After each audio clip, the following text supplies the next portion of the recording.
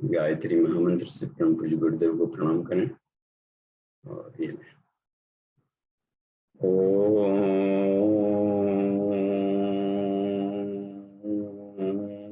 भूर्भुवः स्वः तत्सवितुर्वरेण्यं भर्गो देवस्य धीमहि धियो यो नः प्रचोदयात्। जी प्रणाम। और आज की जो अपनी ये कक्षा है, देखिए ये आज की कक्षा हम लोग क्रमशः आगे बढ़ रहे हैं और प्रज्ञोपनिषद का तीसरा मंडल आज हम लोग देखेंगे। इसमें भी 7 अध्याय हैं और तीसरे मंडल का मुख्य शीर्षक है परिवार व्यवस्था। बस देवर्षि नारद हर बार लोक सेवी थे, तो लोक सेवी एक ही तरह के समाज की संपूर्णता को देखता है, एक ही तरह के सुधार से वो संतुष्ट नहीं होता है। समाज सुधारक भी होता है, समाज को संवारने वाला होता है लोक सेवी।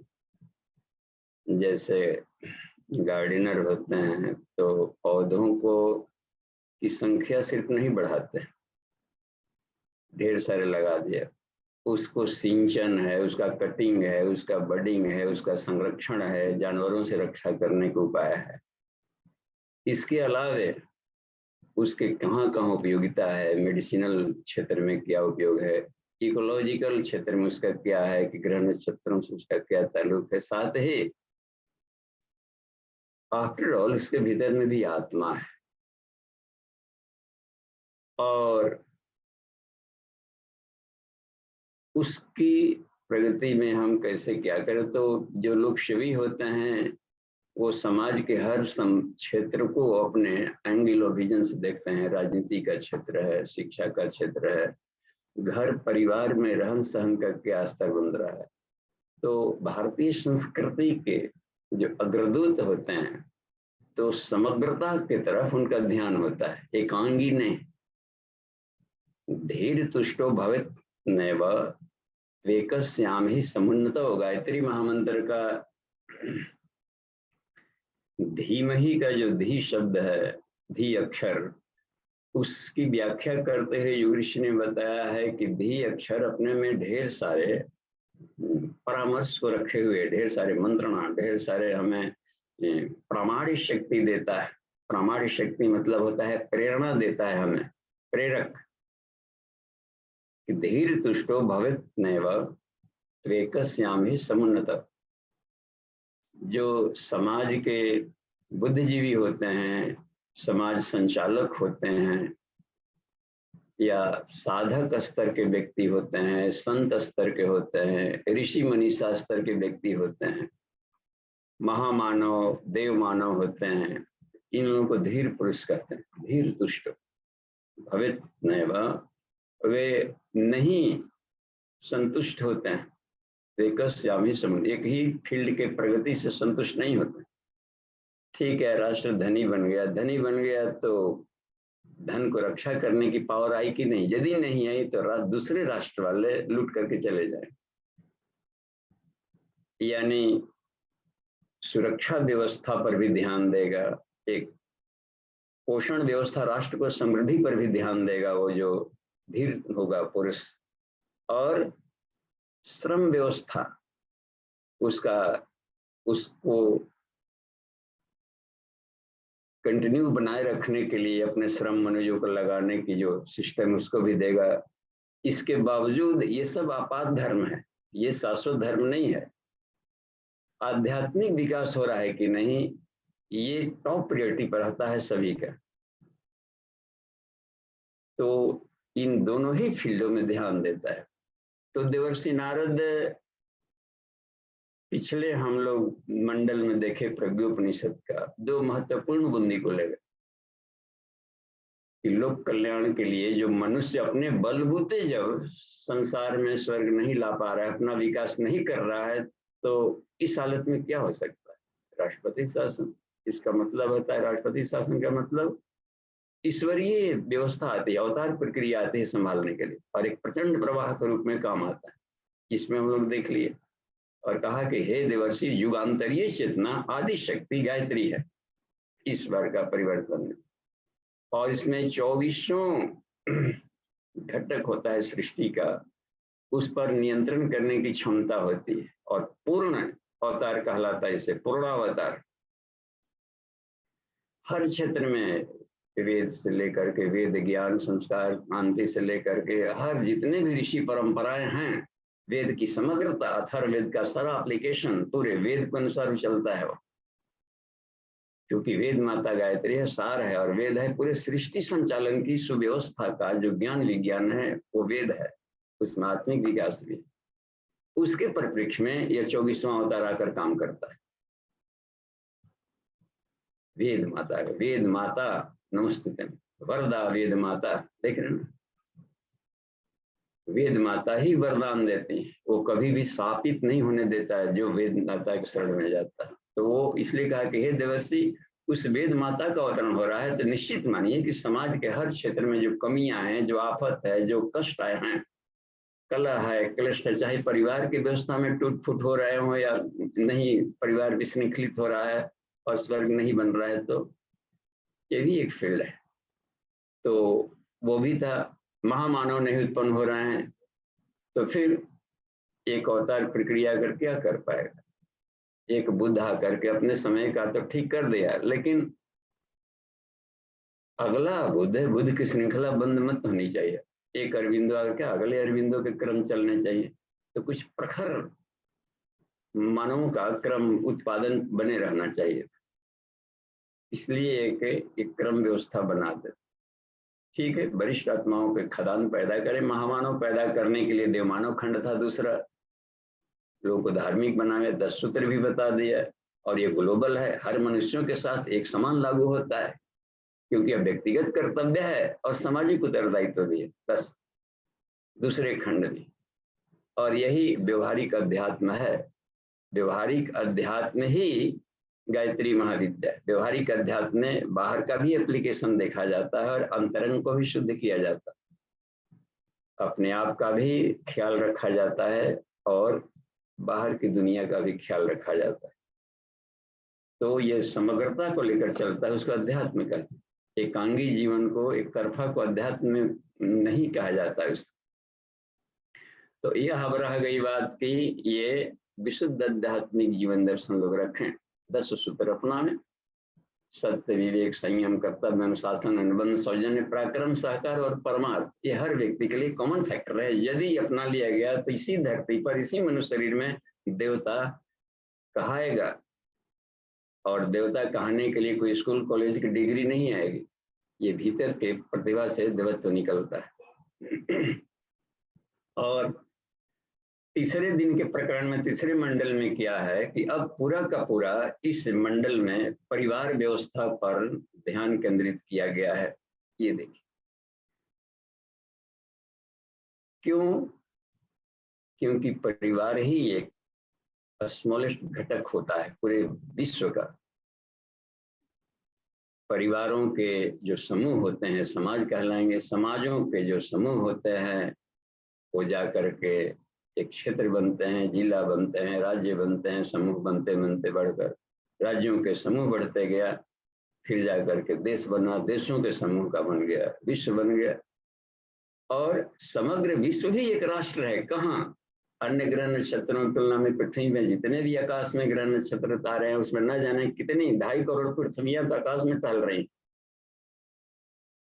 और ये सारे एक ब्रह्मांड को मिलकर के भी एक परिवार है अगले वाले ब्रह्मांडों के लिए। देखिए एक श्रृंखला चल रही है। तो स्मॉलेस्ट इकाई जो बन रही है यहाँ पर परिवार व्यवस्था है, घटक है, यहीं से अपनी यात्रा शुरू होती है। तो नींव ही कमजोर हो तो फिर महामानव कैसे पैदा हो? घर परिवार को ही हम क्यों नहीं बना दें प्रशिक्षण केंद्र, अपना खदान? और इसलिए जितने भी ऋषि हुए हैं सब सपत्नीक रहे हैं, देखिए सपत्नी बने। एक आध अपवादों को अपवाद का एग्जाम्पल नहीं दिया जाता है, सुखदेव मुनि जैसे लोगों का। और सुखदेव मुनि भी आखिर उनके पिताजी गृहस्थ होंगे तभी तो उत्पन्न हुए, महर्षि व्यास के यहाँ उत्पन्न हुए। तो उनको आवश्यकता नहीं लगी, उन दिनों ऐसा रहा होगा कि हमें गृहस्थी बसाने की जरूरत नहीं थी। वही रामकृष्ण परमहंस को देखिए, जब आत्मज्ञान मिल गया, परिपक्वता आ गई, तब कहा कि अब हमें शादी करनी चाहिए। ये है कमाल की बात। जितने देवता हैं सब सपत्नीक हैं। इसका मतलब है कि बेस को बेसमेंट ये मजबूत होना चाहिए परिवार व्यवस्था का, यही धुरी है बस विश्व का। इधर देखा देवर्षि नारद में कि आज परिवार व्यवस्था में बहुत दिक्कत है। घर में महामानव नहीं उत्पन्न हो रहे हैं, जबकि वेद का आदेश है साधुम पुत्रम जने, या वेद का आदेश है तेजस्वी और संस्कारी पुत्र पैदा करो। एक पुत्र यदि पैदा कर दिया तो 1000 पीढ़ियों को भी नरक में डालकर चला जाता है। 100 पीढ़ी को नरक में ठेल दिया अपने तो गया है।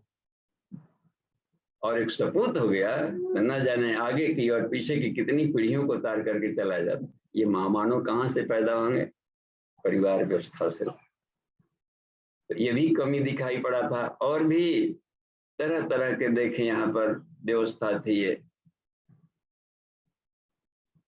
खर्चीली शादियों में आदमी दरिद्र और बेईमान बन रहा है, देखा देखी करते के लिए फिजूल खर्ची। जो परिवार व्यवस्था चरमरा टूट जाती है। जीवन भर की कमाई या तो शादी विवाह में खर्च किया या फिर श्राद्ध तर्पण में खर्च कर दिया बस। और भी पर्व त्योहारों में जो था सब निकाल कर दिया। और लाभ लाभ शून्य, 0 माइल की प्रगति।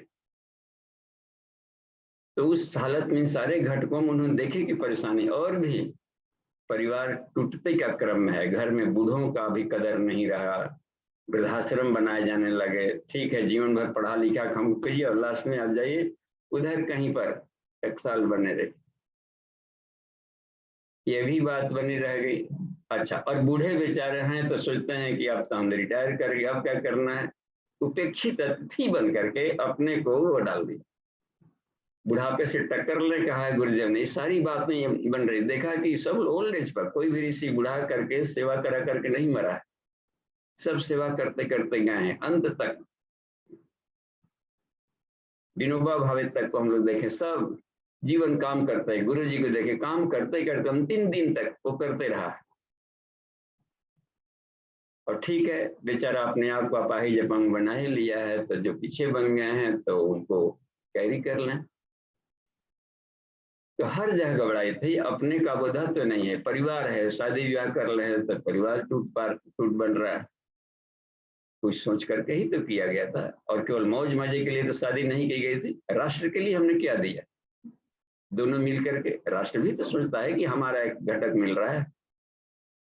तो हर जगह देखा कि एक जहाँ थोड़ा सा खुशहाली है भी तो बोनसाई बन के रह रहा है ना जी, बोनजाई बन रहा है।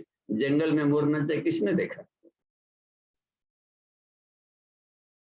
बस दैव कुटुंबकम का फिर क्या होगा सोचिए। तो पूरी परिवार व्यवस्था देखा कि भाई से भाई नहीं बन रहा है, उसका नहीं बन रहा है, पड़ोसी पड़ोसी सब जगह चल रहा है। नाली गाली इसके लिए भी ये विवाद सब चल रहे हैं। और परिवार के भीतर में भी रोग घुस गया है ना घर में करने का। हर शरीर में रोगी बन गया है। तो आज ये चले कि हे भगवान, कभी परिवार को स्वर्ग कहा जाता था, स्वर्ग का घरौंदा आज नरक और कबाड़ बना हुआ। और माया तक कहते हैं भाव बंधन है, परिवार से पिंड छूटे तब न जाए। एक भी उपनिषद ऐसा नहीं था जो यह बताता था पहले। ये देखिए युग ऋषि की युग व्यास इसलिए आता है, युग ऋषि की जरूरत पड़ती है। एक भी उपनिषद बीच वाले समय में इधर पीछे अति प्राचीन वैदिक काल के ऋषियों के समय में यह बहुत प्रखर था। वो विद्या बीच में गुप्त लुप्त हो गई। तो हम लोग परिवार को संचालन नहीं जाने तो परिवार को नरक का कबाड़ मानने लगे। तो फिर जाकर के देवर्षि नारद गए हैं कि उन सारी विद्याओं को समझने के लिए कि कभी स्वर्ग का घरौंदा था, आज माया और बंधन का कबाड़ समझे कि परिवार में रहकर आत्म साधना नहीं की जा सकती है। ऐसा लोगों के भ्रम में हो गया, बंधनकारी है। युग व्यास ने कहा कि बंधनकारी नहीं, यह सुविधा है। बस यदि घर में रह करके नहीं आत्म विकास किया तो बाहर भी नहीं कर पाएगा कहीं। ये सबसे बढ़िया कमाल की बात है। और वो सारा लाभ जो घर छोड़ करके लोग गए ऋषि मुनि बाहर 15 तप करने, वो भी घर में पाया जा सकता है परिवार का सही संचालन निर्धारण करने। तो हम लोग गृहस्थ तो हैं लेकिन सदगृहस्थ नहीं। यदि एक गृहस्थ अपने आप को सदगृहस्थ बना लिया तो 1000 तपस्वियों से बड़ा होता है। इतना तो देवर्षि नारद जानते थे। लेकिन समय के सापेक्ष में, चूंकि आज वैज्ञानिक युग है और लोगों का गतिशील फास्ट जीवन है, इन दिनों घर में माता पिता हैं और बेचारे बाहर विदेश में नौकरी कर रहा है बच्चा, और हर दिन तो आ नहीं सकता घर में, और यहाँ से वहां पर रह नहीं सकते क्योंकि वो पढ़ लिख करके वो बन गए हैं। वहाँ का रहन सहन कल्चर, न कोई इस भाषा में बोलने वाला मिलेगा, न उस भाषा का वहां पर रहन सहन है, तो वैसे भी उनको मन नहीं लगेगा, फिर कहाँ जाए क्या करें। तो ऐसे आज की दुनिया में घर परिवार चलाने का क्या शानदार तरीका हो सकता है, टूटे भी मत और चल भी जाए, है कि नहीं कृष्ण जी? कितना कमाल की बात है कि आज के समय में बस पीछे वाले जो बुढ़ बुजुर्ग हैं सोचते हैं कि जो पिछला जितना सिस्टम था समाज का वही सही था, सब नयका वाला पीढ़ी वाला लड़का सब वो पता नहीं क्या सीख के क्या कर रहा है। सारे पीछे वाली परंपराएं 100% सब अब कुछ पुरानी हो गई है, उसको ढो करके आगे नहीं ले जा सकते। और बच्चों के सारे सीखने वाले क्रम बिल्कुल आफत नहीं है, ढेर सारी नई उपलब्धियां सीख के आ रहा है जो कि बूढ़ों के लिए आज भी जरूरी है। तो कुछ ना कुछ तो हमें छोड़ना पड़ेगा, जिसको कहते हैं रूढ़िवादिता, और कुछ ना कुछ हमें ग्रहण करना पड़ेगा इन लोगों से। उन लोगों को भी पीछे वाला सब खराब नहीं है, कुछ बचा के ले जाना पड़ेगा, फिल्ट्रेशन। और आगे वाले में पिछला छोड़े और नया कुछ बेस नहीं बनाए तो पेंडुलम की तरह वो कहीं ना कहीं पर गिरेगा और खड्ड में अंधकार वाला उसका भी रास्ता होगा, अगले जनरेशन का भी। कितनी कमाल का इन दिनों की, कितना गंभीर प्रश्न है, विचार करके देखा जाए आज। इसलिए देवर्षि नारद गए कि इतने गंभीर प्रश्नों का उत्तर भगवान विष्णु के सिवा कहीं नहीं मिल सकता, और तीसरे मंडल में वहां पर पहुंचे और जानकारी दी। भगवान विष्णु ने कहा, कुशल 6 नमन बंधन के बाद तुरंत काम की बात पर आ गए। कहा कि हे देवर्षि, आप समाधिस्थ हो जाएं और इसका समाधान सुनिए। ऐसा नहीं है कि ऐसी परिस्थितियां पहले नहीं आई थी, उन समय में भी जिन दिनों इसी स्थिति आई थी उन दिनों इसका एक हल निकाला गया था।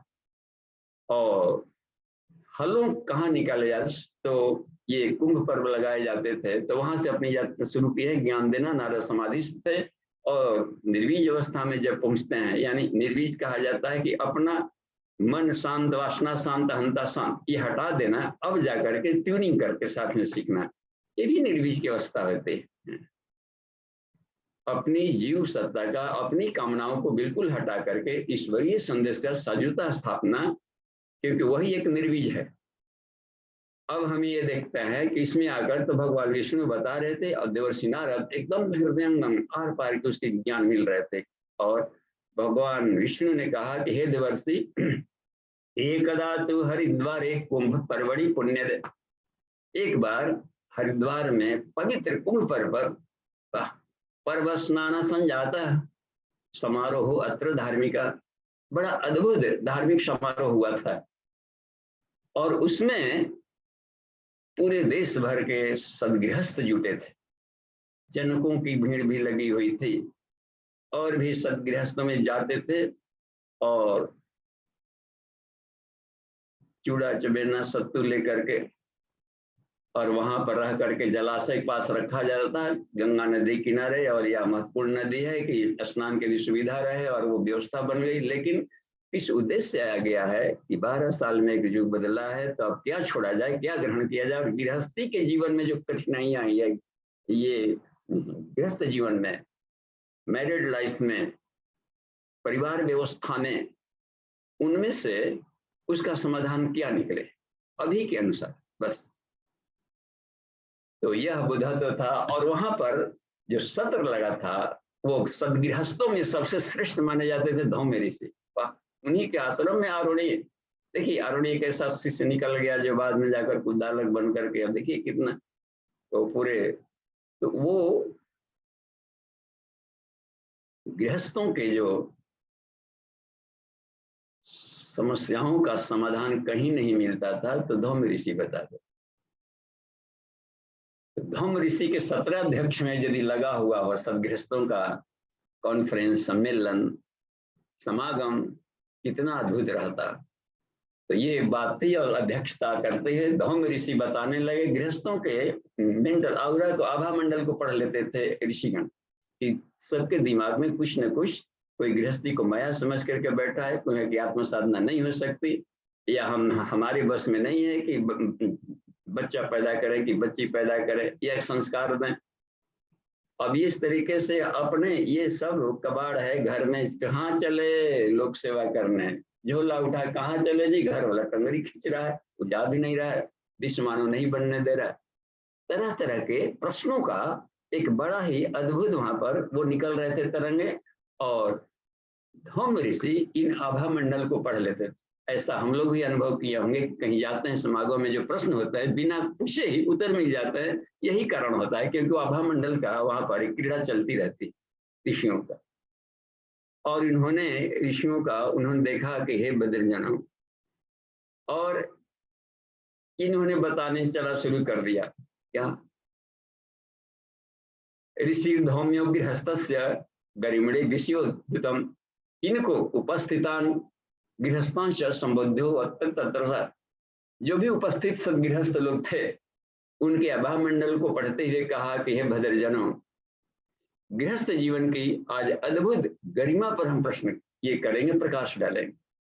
वाह, आज का मुख्य विषय यही रहेगा कि सदगृहस्थ में रह करके हम आत्म साधना करके और विश्व मानव कैसे बन जाएं, और ईश्वर साक्षात्कार, आत्म साक्षात्कार कैसे कर लें। सबके चेहरे में अब पुलको ना लगे, मजा आ जाएगा आज का सत्र का। तो और पहले ही बताना शुरू कर दिया। पहले वाले उन्होंने एक सूत्र बताया कुछ, क्योंकि पूरे के पूरे प्रज्ञोपनिषद का सारे सूत्रों का एक एक में 500-600 तक जाकर श्लोक हैं।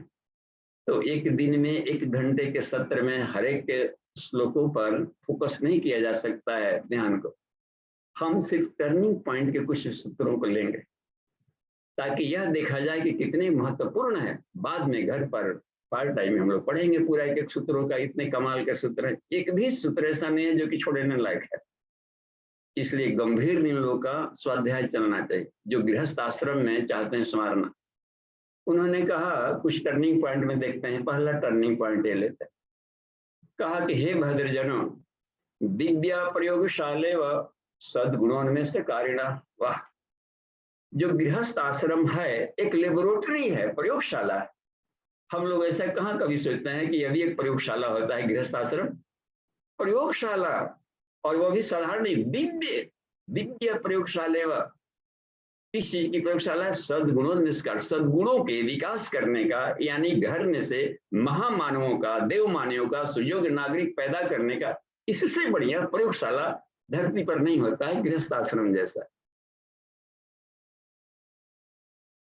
तो यह रह गई अतस्य संचालन सम्यक निर्धारण। कहा कि यदि उसका सही निर्धारण कैसे, उसका देखते हैं उसका कैसे प्लानिंग किया जाए इस प्रयोगशाला में रहकर का, उसका प्लानिंग और सही संचालन, इसको यदि तकनीक मिल गया तो धन्य गृहस्थ आश्रम, धन्य गृहस्थ आश्रम खुद कहेगा उसमें, धन्य गृहस्थ आश्रम। जितने भी महामानव हुए हैं, ये विनोबा भावे रहे हैं, शिवाजी रहे हैं, छत्रपति, इन सब लोगों से पूछा गया कि आप इतने छत्रपति किसे बन गए, इतने बड़े महामानव आप कैसे बन गए? कहा कि यह सब हमारे परिवार के द्वारा दिया हुआ संस्कार। समाज में कितना बड़ा काम करके चले गए जी, राष्ट्र का कितना बड़ा काम करके चले गए सब। हम लोग पूरा जीवन उसी में बुडरी में खेलते रह जाते हैं। तो ये विश्व मानव के स्तर पर भी पहुंच जाएगी बात। इसका मतलब कि सही संचालन और सही निर्धारण की टेक्निक नहीं मालूम है।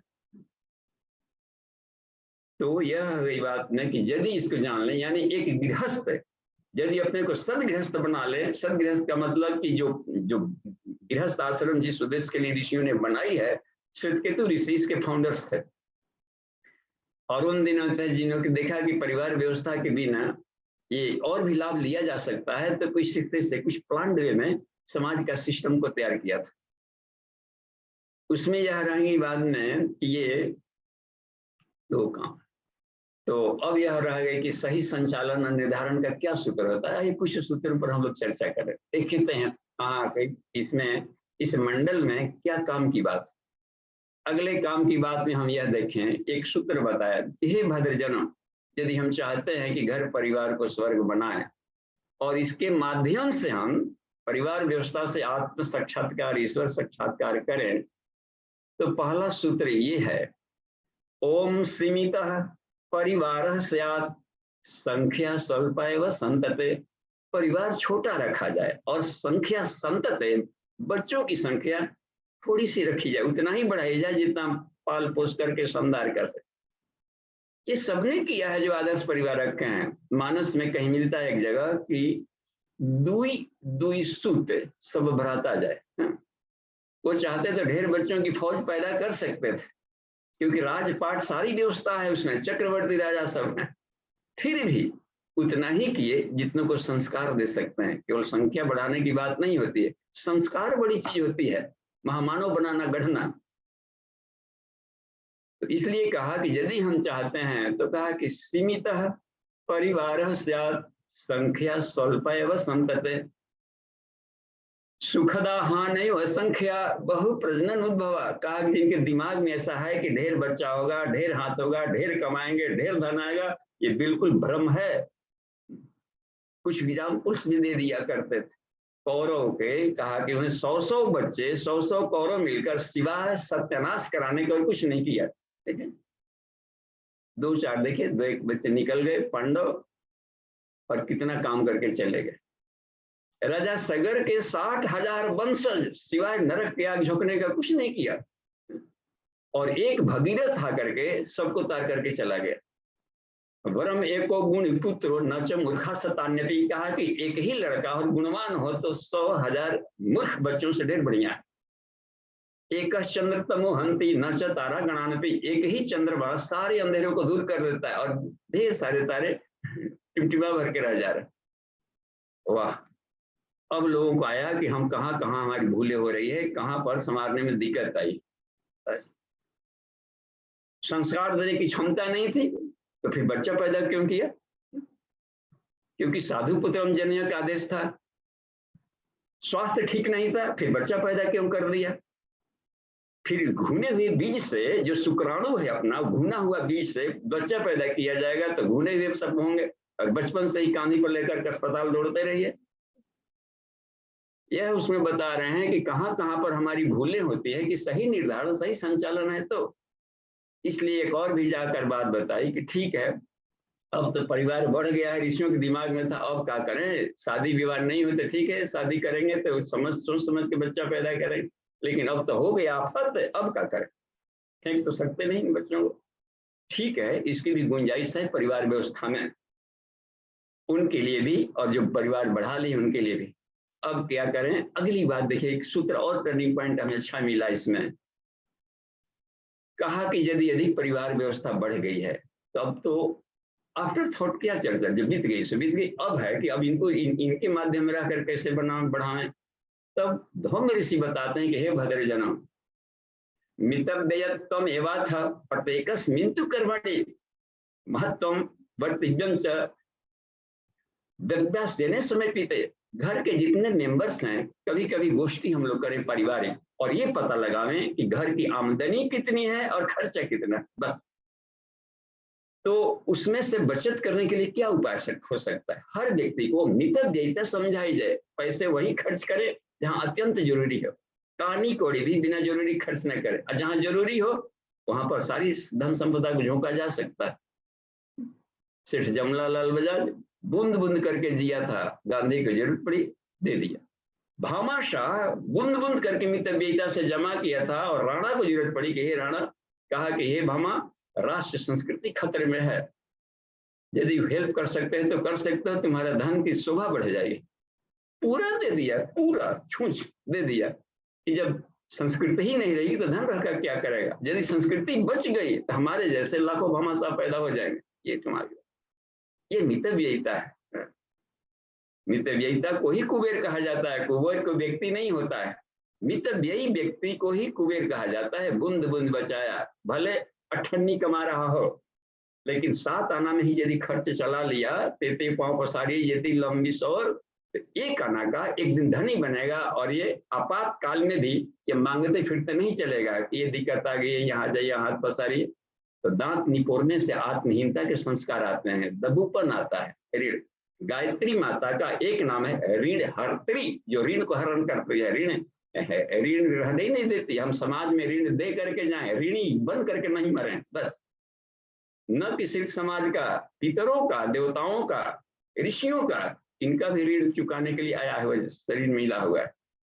तो अब इसमें बात हम लोग देखें यहाँ पर कि मितव्ययिता का ध्यान। सभी महापुरुष पूज्य गुरुदेव कितने मितव्ययी जीवन जिए थे और औसत भारतीय नागरिक की तरह पूरा जीवन जी करके चले गए। यही महापुरुषों की पहचान होती।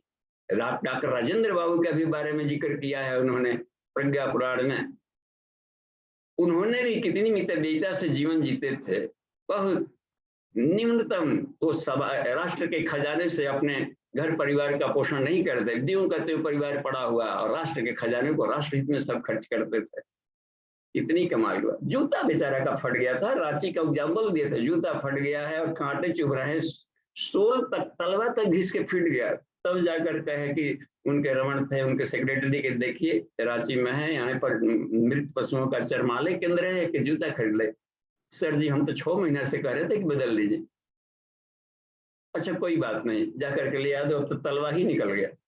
गए लाए, कितने में मिला? 19 रुपया में। कहा कि पिछले साल तो हम इसको 11 रुपये में खरीदे थे। हाँ वो भी मिल रहा था, थोड़ा फुहड़ लग रहा था, देखने में वो राष्ट्रपति जैसा नहीं लग रहा। कहा कि यार देखो, यदि 11 रुपये से काम चल जा रहा है तो 19 रुपये हम क्यों खरीदे? जूता तो बाहर ही नहीं रहेगा जी, हम न जाएंगे भीतर में। हमारी पहचान जूतों से होगी कि हमारी प्रतिभा से, हमारे गुणों से पहचान हमारी होगी। लौटा लाओ। और जैसे चले कार की तरफ बढ़े, सुनो जितना तो लौटाने पेट्रोल खर्चा कर देगा उतने में तो न जाने कितना जूते मिले। इसलिए आने जाने वालों से मंगा लेंगे, फिलहाल चलो मरहम पट्टी किए, जा करके अपना कॉन्फ्रेंस का काम किए। ये हुआ करता है महापुरुषों का। कबीर दास की जीवन शैली देखिए, और पुराने जो संत महात्मा है वो उन लोगों को, साईं का जो पुराने वाले हैं, किसी भी महात्माओं का जीवन दर्शन देखें, उनका रहन सहन देखिए, कहीं भी श्री अरविंदो का देखें। विवेकानंद जी कहा था कि भारत के लोगों की जो महात्मापन है वो ड्रेस से नहीं पहचान होती है। तो अब हम लोग ये देखें कि मितव्ययिता बहुत जरूरी है, और उसको लेकर के हम जहाँ जरूरी है खर्च करें, बच्चों की पढ़ाई लिखें। उतना धन तो कमाना ही पड़ेगा, हर बच्चों को समझाया जाए घर में, लाइफ में। अब कमाने का तरीका समाज में तुम क्या कैंपस सिलेक्शन करते हो, तुम्हारी मर्जी, लेकिन उतना धन हर व्यक्ति को कमाना है जितना में अन्न वस्त्र आवास की सुविधा रखें और बच्चे उत्पन्न कर दें तो उत्तम शिक्षा दे सकें। ये गायत्री मंत्र का आदेश है, लक्ष्मी पूजा है, एक आध्यात्मिक शक्ति होता है। वित्त शक्त्या तो कर्तव्य उचिता भाव पूर्ति न तो शक्त्या त्यागम दर्पोधत्य प्रदर्शनम। ये सारी बातें कही गई है गायत्री महामंत्र में। और देवर्षि नारद को बता रहे हैं कि गायत्री महाविद्या को ही बताना है। गृहस्थ, गायत्री गृहस्थ विद्या है, गृहस्थों की विद्या है, तो उनको गृहस्थ परक व्याख्या करना इन मंत्रों का। और देवर्षि नारद कर लगे और बाकर देखिए, ठीक है, धीरे धीरे आगे बढ़ते चले गए। ये पल्लुकाचार में भी दरिद्र भगावता होते हैं, बनाए रखते हैं, तो वो सब इसलिए होता है कि दरिद्रता हाथ पांव रहते क्यों, हर बच्चे कमाए। जैसे ये विद्यार्थी जीवन में है तो होल लाइफ नहीं गार्जियन से हेल्प लेना है, 25 वर्ष के बाद 1वां दिन उस छात्र का अपना होगा बस। वह गार्जियन मदद नहीं करता है तो उसको पाप नहीं लगता है, और यदि हेल्प कर रहा है तो उसको हरामखोर बनाने जैसे भी बात हो गई। अपने पैर पर, इसे चाहिए हमें कि जल्दी ही हम स्वावलंबी बन जाए और घर के गार्जियन से हेल्प लेना बंद करके खुद आगे बढ़े। तो ये हर व्यक्ति सोचने लगे कि ठीक है कंप्यूटर खरीदना है बच्चे, और ठीक है जो पॉकेट मनी मिलता है इससे बचा बचा कर करेंगे। और मितव्ययिता प्रत्येकस्मिन् तु कर्मणि, हर कंपनी को अद्रव्यासन समेटिते, जो भी सराउंडिंग्स घर में रह रहे हैं हर कोई कुछ काम करो। खाली बैठने मिले क्या करेंगे, इधर उधर घूमने से कुछ ना कुछ अचार बनावे, बिस्कुट बनावे, घर ही काम करे, स्वेटर बुने, ये मेहनत करके घर में प्रोडक्शन उत्पन्न करे सब कोई। देखिए कितनी कमाल की बात थी। तो समृद्धि अपने परिवार की दरिद्रता को भगाने जैसा ये क्लू बताए, सूत्र बताए। अच्छी, ठीक है। एक और बात फिर कह कि जैसे जैसे बात बन रही है, धीरे धीरे परिवार के विकास में तो विवाह की बारी आती है। बच्चे जब बड़े हो जाते हैं, विवाह की जब बारी आ रही, तो विवाह के बारे में कितना शानदार सूत्र दिया है प्रज्ञोपनिषद में कि शादियां कब करनी चाहिए बच्चे बच्चियों की। कहा कि 3 कंडीशन यदि पालन कर रहा है तो शादी किया जा सकता है। यूं ही नहीं मनोरंजन लाना है, बच्चे खिलाने, अल्लाह जल्दी करके हम भी देने लल्लू चुप कर इस आधार पर अपनी इच्छाओं पूरी करने के लिए दबाव नहीं दे सकते बच्चों पर। या उसमें बात कहे कि 3 गार्जियन लोग सुने, क्योंकि भद्र जने सब गार्जियन अभिभावक बैठे हुए थे, उनकी पत्नियां बैठी हुई थी वहां कुंभ पर्व में, और ऋषिगण भी भेष बदल करके आते थे। गालक ऋषि थे, इधर सुजाता थी, उधर कश्यप थे, अदिति थी, गौतम थे, अहिल्या थे, भरद्वाज थे, पेटानी थे, सब ऋषिगण भी सप्तर्षि मंडल भेष बदल करके आकर के बैठे रहते थे। युग ऋषि ने बताया ऐसा, उन्होंने बताया था कि ऋषिगण आकर कम दिनों और इस सब का लाभ लिया करते थे।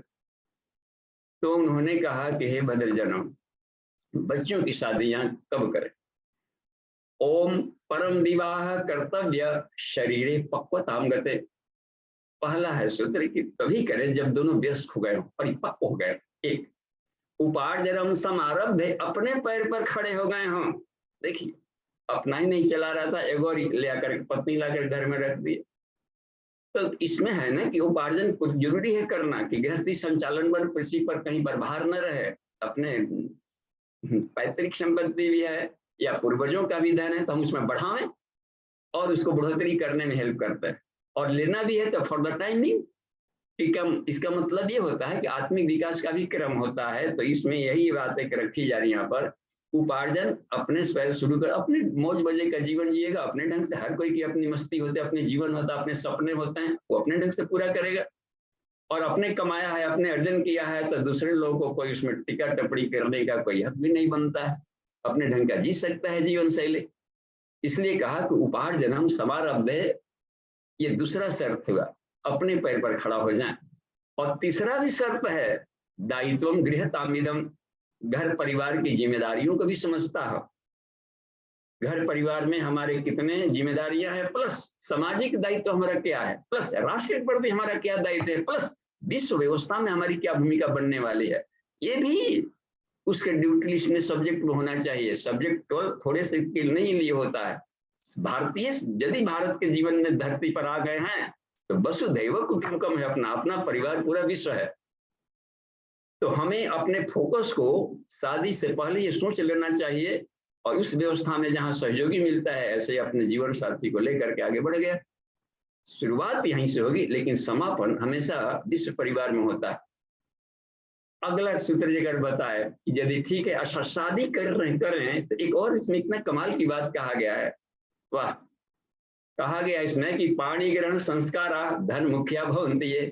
यदि पाणिग्रहण संस्कार में धन को प्रधानता दी गई है, अपव्यानुगाशस्ते धन मुखिया भवन्ति थे, फिजूल खर्ची हो रहा है, धन को प्रधानता दी जा रही है।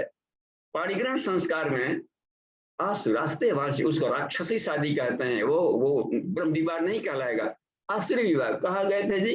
हाँ गए थे राक्षसी शादी में, इसी तरीका जहां पर भीड़ भाड़ धूम धाड़ ये सब फोकस प्रदर्शन, ये जब शादी हो रही थी और सिंदूर मंगली दान गया, सब आया, खाया पिया, बम बम जगन्नाथ खो कर रहा, सब गया। और कार्ड पर लिखा हुआ था इस मांगलिक बेला पर आकर आशीर्वाद में करना चाहिए था। गुदली बेला में मुहूर्त यहाँ पर था, तब रात को 2 बजे इधर सब फिर उधर जाकर हो रहा है, सब अपना बाराती मस्त है पस्त है सब जा करके, और जो भी बचाया खुजाता रवाई तवाई से गोला बारूद करके ना इतना प्रदूषण फैला कर चला गया, डूम धाम धड़ुक धड़क।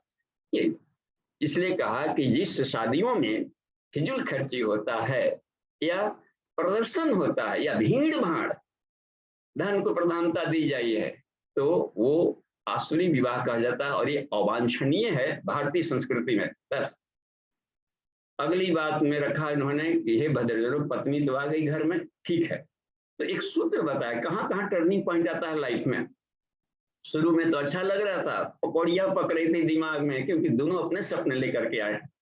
ये तो आ गया है कि हमारे लाइफ में आगे बढ़ने हैं, पति देव हमारा साथ देंगे, साहू जी आरती उतारेंगे, सब अपना अपना ब्रह्मांड लेकर के आया है, वहां सुख मिलेगा। यहाँ पहले से सपना है, बहू आ रही है, रोज आती जा रही है, जो पैर दबाएगी रोज ये करेगा, ये कल पर भगवान कहाँ है जी, हम बैठ करके आदेश देंगे और ऑर्डर पालन करने वाले दोनों तरफ से अपना अपना खोपड़ी लेकर के और बुला लिया गया। अब जब अपनी इच्छाएं पूरी नहीं होती है तो फिर टकराव होता है, फिर दिक्कतें आती है, फिर वहां पर ब्लास्टिंग शुरू हो जाता है। एक आध साल में तो सब अच्छा लगता है, आहा हे प्राणेश्वरी, हे भुवनेश्वरी, हे भुवनेश्वर। और 4 साल के बाद आप तो बोलिए मत, आपका कोई बात हमको नहीं सुहाता है। अब कहाँ हो गया, वही थोड़े, वही चेहरा, वही ब्लड ग्रुप, वही सब कुछ है। यह इसमें बात देखिए कितना शानदार बताए हैं धम्म ऋषि, गृहस्थों किसानों के लायक बताते थे ना वो। कहा कि हे भद्रजनों, यदि गृहस्थ आश्रम में चाहते हैं कि स्वर्ग बना रहे तो एक सूत्र हमेशा याद रखें, गृहस्थ आश्रम के गृहस्थ एक तपोवन है जिसमें संयम, सेवा और सहिष्णुता की साधना। सहिष्णुता ये सबसे बड़ा तप होता है। ओम सहिष्णुता समाश्रित मैत्री निर्वाह्यते सदा। मित्रता के निर्वाह के लिए सहिष्णुता बहुत जरूरी है। बस पत्नी जब गर्म हो तो पति शांत रहे, पति जब गर्म हो तो पत्नी शांत रहे, दोनों का रोटी भी सेका जाएगा, दोनों की बात, दोनों एक ही साथ गर्म आएगा, तभी टनाटन होता है, खटाखट स्पार्किंग शुरू होता है।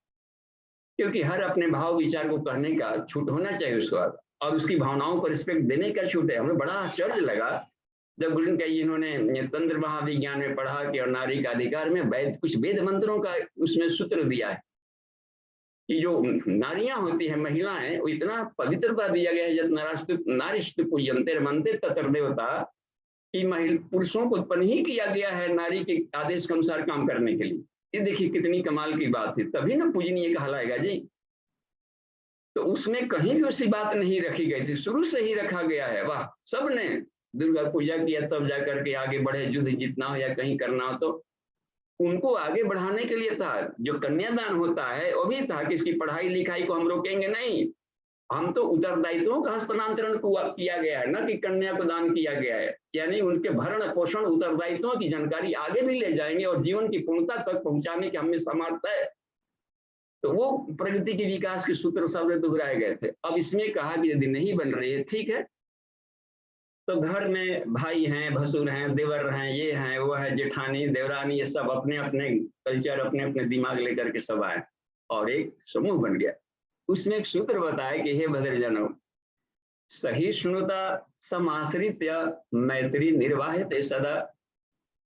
संसारे द्वौ नरौ नैव प्रकृत्यां साम्यत् कामगतौ। कहा कि हे भद्रजनों, संसार में दो व्यक्तियों का नेचर कभी नहीं मिलेगा और न आगे मिलेगा, ब्रह्मांड में आज तक ही नहीं मिला है, क्योंकि ईश्वर का संकल्प है एको अहम बहुश्यामा। मैं डुप्लीकेट माल कहीं पैदा नहीं करता, हर कोई को पृथ्वी पर अनूठा पैदा करते हैं भगवान। और एक पेड़ की दो पत्तियां तक नहीं मिलती है कभी, अरबों खरबों पत्तियां के पेड़ों पर एक एक सीजन में आकर के निकल सब जा रही है कि जंगलों में निकल रहा है, लेकिन अगला बार जो भी जन्म लेगा एक भिन्न स्टाइल का पत्ती निकलेगा। कहाँ पर अंतर? वेनेशन। उंगलियों के चिन्ह कहाँ मिल पाते हैं जी? जुड़वा भाई हो तो भी संसार में 10 अरब भी यदि व्यक्ति हो जाए हो, 10 अरब उंगलियों के डिजाइनिंग अलग अलग है। और उंगलियां क्या है? मन की रेखाएं चलती है, विचार प्रणाली, उसके आइडियोस्फीयर बताते हैं। जैसे जैसे हर चलेगा तो रेखाएं बन जाती है। तो वो हमें रह गई कि शरीर की बनावट, मन की बनावट, सोच, कॉस्मिक लेयर, सारे शरीर के अलग अलग परतों की जो विकास प्रणाली, उसके आधार पर उसका एक रोल मॉडल टहलता है। तो ऐसे हालत में यदि साथ रहना है तो सहिष्णुता सबसे बड़ा तपस्या। बस पेड़ जब सबको, देखिए गृहस्थों के देवता शिव जी इसलिए कहलाते हैं कि बाकी सब देवताओं ने बच्चे पोषण वगैरह, देखिए बैल भी साथ में है, सब सबका खोपड़ी अलग अलग है, किसी का चेहरे भी अलग है, लंबा नाक है, खोपड़ी भी चौचौगा है, आंखों की संख्या अलग। हम लोग ये काली आ गई, वो नाटी आ गई है, वो आ गई है घर में, वो आ गई, सब देखे ना उसमें है कि नहीं शिव जी के परिवार में। और भी एक दूसरे का दुश्मनी वाली भाव था। बाहर सांप खा रहा था चूहा को और इधर देखिए मोर खा रहा था सांप को। अब देखिए सब एक ही घर में आ गए, अब यहाँ पर कोई किसी को नहीं खा रहा है, सब एक दूसरे के साथ में घुल मिल गया। इस आधार पर एक ही तपस्या किया सबने, सहिष्णुता समाश्रित मैत्री निर्वाह्यते सदा। संसारे द्वौ नरौ नैव प्रकृत्यां साम्यतां। कॉन्सेप्ट क्लियर होना चाहिए कि हर व्यक्ति का नेचर अलग होता है, उसको हम आगे बढ़ने में क्या हेल्प कर सकते हैं, बस इतने भर की बात है। तो इसने में सहिष्णुता आ जाएगी और वो आत्मीयता के आधार पर ही वो बात बन जाती है, रह जाती है। तो ये तपस्या में रखा गया गृहस्थ आश्रम में सहिष्णुता। पिता के भावनाओं का पुत्र कदर करे, पुत्र की भावनाओं का पिता कदर करे, बस। देवरानी जेठानी, अच्छा सासू जी, एक माँ घर छूटी, एक नई माँ मिल गई। उधर देखिए, एक बेटी गई, एक दूसरी बेटी आ गई। तो घरों में उसकी गलतियों को माफ करते थे तो इसको भी गलतियों को माफ करे, उसकी डांट सुनते थे इसकी डांट को भी सुन। सहिष्णुता, सहिष्णुता हर जगह बात बन रही है कि वो अलग हो गए, उसने कुछ ऐसी बात बोल दी तो ब्रह्मांड फट गया था, बोल दी तो फिर इसलिए नाथ योग की साधना की जाती है कि हर शब्दों में ब्रह्म को हम देखें। इसी तरीके से आगे बढ़िए, ठीक है, आगे बढ़ते हैं। एक और बात आती है गृहस्थ जीवन में, टर्निंग पॉइंट देखिए इस का। कुरीति आक्रमण उपरायो गृहस्थ जीवन अधिकम। जो कुरीतियां होती है, अंधविश्वास, जादू टोना, मुहूर्तवाद, ये है करने का, सब आता है कहाँ? गृहस्थ ही जीवन में आएगा, क्योंकि गृहस्थ जीवन की कुरीतियां है सब। आभूषण प्रथा वो है समाज में, मृतक भोज, दहेज प्रथा, जो जितने जो कुरीतियां आ जाती है, हो सकता है कभी इसकी उपयोगिता रही हो, लेकिन समय के सापेक्ष में जब ये भारभूत लगने लगता हो समाज के लिए और रुकावट बन रही है प्रगति में, तो कुरीति बन जाती है। आज का सुरीति शाश्वत नहीं होगा, अगले दिनों कुरीति के ऊपर भी बदल जाएगा। तो गृहस्थ आश्रम में अक्सर आती है। तो कुरीति आक्रमण उपराय और गृहस्थ जीवन अधिकम। अच्छा, और जायते पुरुषा संति तत्र अपक्व बुद्धि, ये उन्हीं के खोपड़ी में जाते हैं जिनका अपरिपक्व बुद्धि वाले होते हैं। अपने खोपड़ी का नहीं, किसी का कपड़ा नहीं बिक रहा था, अरे देखियो भैया हमने सपना देखा है, ये है भैया से कपड़ा मंगा करके गंगा जी को चढ़ाएंगे, ये पुण्य मिलेगा, नहीं तो थोड़ा क्या काज होता है, रुड़ाले का माथा पर दौड़ना पड़ेगा, सारे बाजार का वो बिक गया, पीछे दौड़ रहा है वहां पर, वो निकल गए हैं कौन तो जी कहने का, जादू टोना टटका, ये सब गृहस्थ आश्रम में प्रवेश करता है। तो ये उन्हीं लोग करता है जो कि अपरिपक्व बुद्धि वाले। जनक को जब जाज्वल्क्य ऋषि बता रहे थे कि हे जनक, तुमको गृहस्थ आश्रम में रह करके भगवान बनना है, तो कुरीतियों को अपने भीतर में प्रवेश न करने दे, अंधविश्वास को प्रवेश न करने दे। और इस तरीके से कुरीति उन्मूलन क्रम परिवार व्यवस्था से चल पड़ा, उन्हीं घरों में जाता है। कोई व्यक्ति मर गया तो देवताओं की पूजा करना साल भर कितना बंद करते, साल भर बंद, क्यों कि घर में मर गया, और अपने मरने जीने की व्यवस्था में मरा कहाँ है? न जायते मृत्यवा कदाचित। जब गीता कह रहा है कि कोई व्यक्ति कभी मरता ही नहीं है तो अपनी यात्रा के लिए न जाए। और मरने वाला को चाहे कितना खराब व्यक्ति हो, स्वर्गीय लिखा है, नारकीय कोई लिखता है जी आज तक? जब स्वर्ग में गया है तो फिर काहे करो ना, अब उसमें लेकर उसको अशुभ क्यों मानना? प्रकाशोत्सव क्यों नहीं मनावे? वही बुद्ध जब रोगों को मरते देख करके वैराग लिए थे, वही जब आत्मबोध मिल गया था तो एक मुर्दे को देख करके मुस्कुरा रहे थे कि कल का ज्ञान और आज का ज्ञान में कितना अंतर है। यही कहलाता है कि अपरिपक्व बुद्धि वालों में आया करता है, अपना सिस्टम चलते रहेगा। आगे जाकर देखिए, कहे कि हे भद्रजनों, समय भी देखते चलना है, 10 मिनट का समय है। अब इसमें हम देखें 2-3 सूत्र रह गए हैं, उनको हम लोग टच कर लें। एक तो गृहस्थ आश्रम के भीतर में गृहिणियां, परिवार के जो है नारी महात्म के बारे में बताया गया है कि हे गृहस्थों, भद्रा गृहिणियां धर्म कहा है कि हे भद्रजनों, जो गृहिणियां होती है, वस्तु जस्तु जो तो धुरा गृहिणी परिवार है ना, जो वस्तुतः तो क्या होती है गृहिणी, उनकी इतनी महत्ता कही गई है भारतीय दर्शन में कि वस्तुतः वो परिवार की धुरी होती है। वाह! और जहां पर धुरी कमजोर हो, वो परिवार व्यवस्था रख रहेगी। उत्कृष्ट और निकृष्ट गृहिणी के आधार पर चिंतन प्रणाली हो तो वो घर परिवार संवरता है। वो कितना गृहिणी ऐसे भी जाते हैं, परिवार टूट रहा है तो जोड़ ले, कितनी गृहिणी आती है कि परिवार टूटा हुआ तो तोड़ फोड़ करके ये कर ले। वो ज्ञान की क्षमता है, इसलिए सुशिक्षित सभ्य कुशल गृहिणी घर में है तो समझे घर परिवार स्वर्ग होगा वो। इसलिए कहा कि अब भी, और गृहिणियों के नारियों के बारे में बताया गया है कि 4 उसके महत्वपूर्ण पद होते हैं। नारी या तो माँ के रूप में रहेगी, पुत्री के रूप में रहती है, बहन के रूप में रहेगी, या पत्नी के रूप में। यदि माँ के रूप में है तो माता निर्माता भवति, और निर्माण कर्तरी शक्ति को विकास करते रहना चाहिए। साधु पुत्रम जनियो, संस्कारी तेजस्वी का, और प्रेरणा देना, विश्व मानव बनो, मदालसा ने जैसे दिया था, सारे संसार के माता पिता तुम्हारे माता पिता, ये शिक्षण दिया था उन्होंने। और भी तरह तरह के संसार स्वप्नम तेज मोह निद्रा, मदालसावाकम वाच पुत्रम, पत्नी है तो नास्ति भार्या समम मित्रम। और भी देखिए, एक दूसरे को धर्म के क्षेत्र में आगे बढ़ने में एक दूसरे को आगे बढ़ाने की एक बात बनती थी। धर्म का मतलब होता है विश्व मानव बनो, क्योंकि वो बन गया विश्व मानव तो पूरे परिवार का नाम ऊंचा उठता है। इस खानदान से एक ऐसा व्यक्ति निकला था जो कि राष्ट्र नाम लेते रहता है जी, बस। और देखिए आगे जाकर रखा गया तो बहन के रूप में नास्ति स्वसा समामान्य, इतना स्मरण मात्र से जहां पर एक प्रांजलता आ जाती है। और भी गृहसु तनिया भूषा, घर की आभूषण है, और दोनों घरों के माता पिता का दायित्व होता है कि इनको पूर्णता तक ले जाएं और वो शोभा बने भारतीय संस्कृति का। जैसे अपाला, विश्वरा, घोषा, गोधा, जू, सची, सावित्री की तीन लंबी है, मैत्रेयी, गार्गी, क्या अब धर्म में गार्गी पैतृ पैदा नहीं होगी। सुलभा जनक को शस्त्रार्थ में हरा करके रख देते। वो पक्षी कितना कमजोर पड़ गया है अध्यात्म से लेकर के और क्षेत्रों में। आगे देखते हैं, एक बात बन गई है कि जो घर में बालक उत्पन्न होते हैं तो बच्चों के बारे में क्या कहा गया कि बालो यो अद्यतना सहवई भविता राष्ट्र नायक। आज का बालक कल का समाज ग्रामीण भिक्षा भवन तेपु यथा शुपा। एक सूत्र दिया है कि आज का बालक बालो यो अद्यतना सहवई भविता, जो भविष्य में क्या बनेगा, गांव का संचालन, समाज का संचालन और राष्ट्र नायक भी उसकी भूमिका में है तैयार करना। पता नहीं 3 बच्चों में महानता के कैसे संस्कार भरे पड़े हैं। कल महामूर्ख कालिदास कब महाकवि बन सकता है। छोटे खेलने वाला वो बालक वो गुरु गोविंद सिंह बन करके कितना शानदार काम करके रख दिया।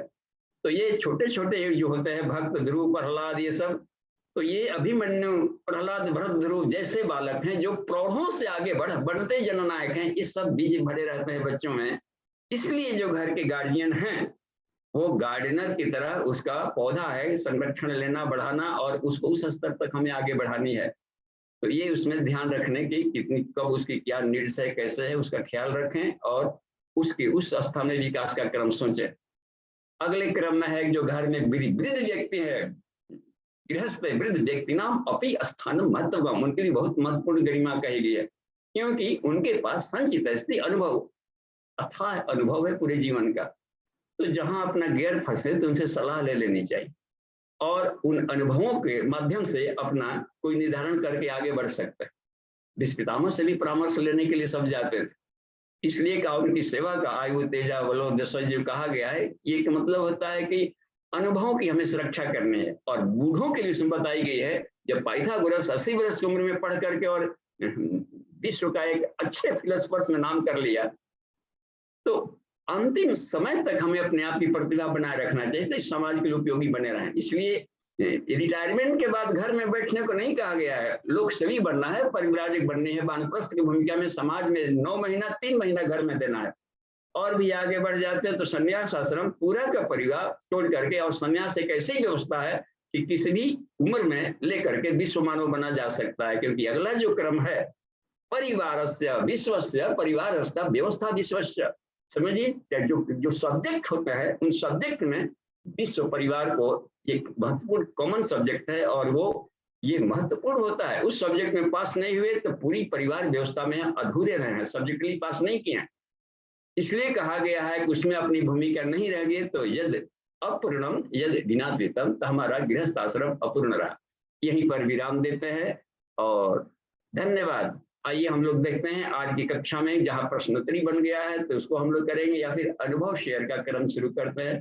तो आदरणीय सुभाष चंद्र सिंह जी हैं स्क्रीन पर, तो उनको मेन स्क्रीन पर लाया जाए। और आप सभी साधकों को प्रणाम। नवरात्रि सत्र का आज तीसरा दिन है, तो तीसरे मंडल का हम लोग जानकारी लिए। धन्यवाद जी, प्रणाम। राम बाबू जी, धन्यवाद बाबू जी। हमारी आवाज स्पष्ट आ पा रही है? जी भैया, स्पष्ट है आपकी आवाज। ठीक है भैया, ठीक है।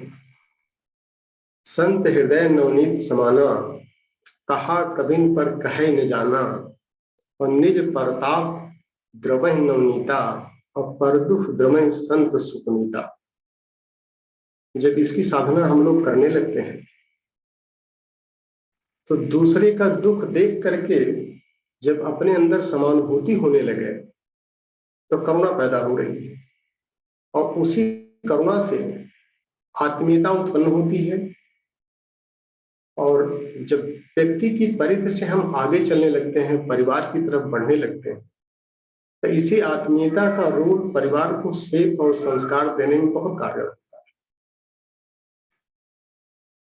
तो संतत्व भी हमारे अंदर आना ही चाहिए, और अगर संतत्व नहीं आ पाएगा तो जो हमारे ऋषियों ने परिवार व्यवस्था के बारे में बताया है कि व्यक्ति के परिष्कार से लेकर के और विश्व परिवार व्यवस्था तक अपने को सोचना है, समझना है और आगे तक चलना है।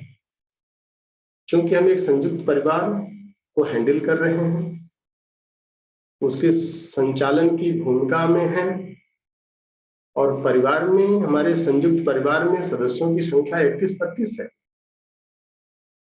और उसका जितना भरपूर आनंद मिल पा रहा है, जो बाबूजी ने बताया, उससे कहीं ज्यादा मिल पा रहा है, और उतना ही विकास भी हो पा रहा है। तो उसमें जो सूत्रों को हमने अपनाया है अपने जीवन में, उसमें त्याग नंबर 1 पर है, और त्याग के साथ में जब संतत्व आ जाता है कि पर दुख द्रवहि संत सुकुनीता, और बिना इसके हम परिवार को सही दिशा नहीं दे पाएंगे, इसकी साधना करनी पड़ती है। और इसका पिछले 4-5 साल से हम प्रैक्टिकल भी कर रहे हैं, और प्रैक्टिकल में बहुत सफल है। इसलिए बहिरंग को सुविकसित करने में बहुत हेल्प मिलती है, लेकिन इसका फार्मूला यही है कि अनुशासन के साथ में आत्मीयता जब तक प्रवाहित नहीं होगी, तो परिवार व्यवस्था में कंपैशन की आवश्यकता है, कंपटीशन नहीं, प्रतियोगिता नहीं।